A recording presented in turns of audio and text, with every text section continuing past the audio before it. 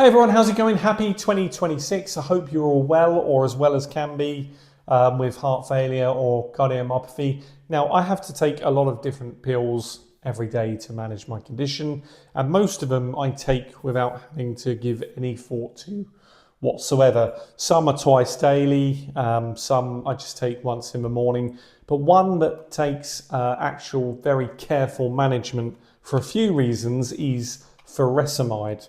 Now, furosemide is a water pill.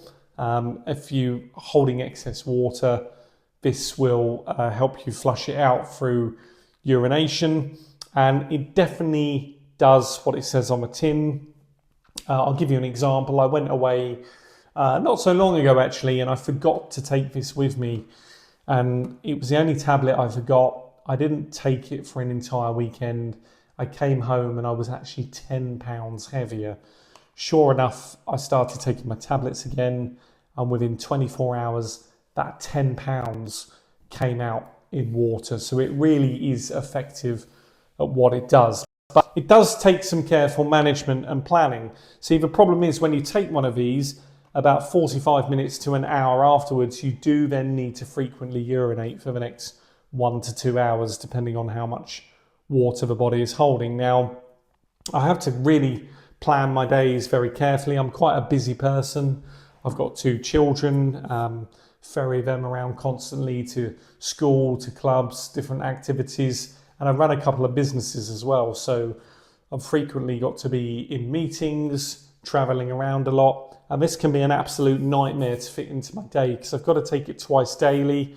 Ideally, I need to take the second dose as early as I can in the afternoon. So I will have to really plan my days in advance. You know, if I've got a meeting at 10 o'clock in the morning, ideally I need to have taken this by 6:30 in the morning to make sure that by the time that meeting comes around at 10, I've got done, you know, all my frequent toilet breaks and that's all out of the way. Sometimes I can go, you know, to the toilet up to sort of 8 to 10 times in a 2-hour period after taking the tablet. So you know, it's not really conducive to, you know, a practical working day or traveling on the road.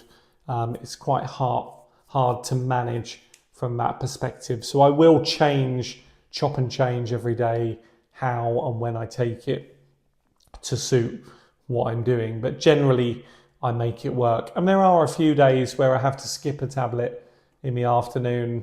You know, if I'm on a long journey, and then going to some sort of show in the evening, for example, then, you know, I'm not going to want to ruin that experience by needing to keep taking toilet breaks every 10, 15 minutes. So the other side of managing this is in the summertime, especially, it can cause you to run low in electrolytes, dehydration. So I have to be very careful with my management of this throughout the summer months when it's hotter, because you can end up leaving yourself very dehydrated and low on electrolytes. And I was low on electrolytes, and that's how I ended up getting one of my shocks from my ICD, that my electrolytes had run so low that the electrical imbalance across my heart caused a VT, and I got several shocks from my ICD, and subsequent blood tests showed that I was very, very low on electrolytes. So you do have to be careful in the summer. Make sure you manage your fluids properly, and eat foods and drinks that are conducive to replacing electrolytes. Anyway, I hope that helps someone who might be about to go on this tablet, or if anyone is on that tablet, you can probably relate a lot to what I'm saying.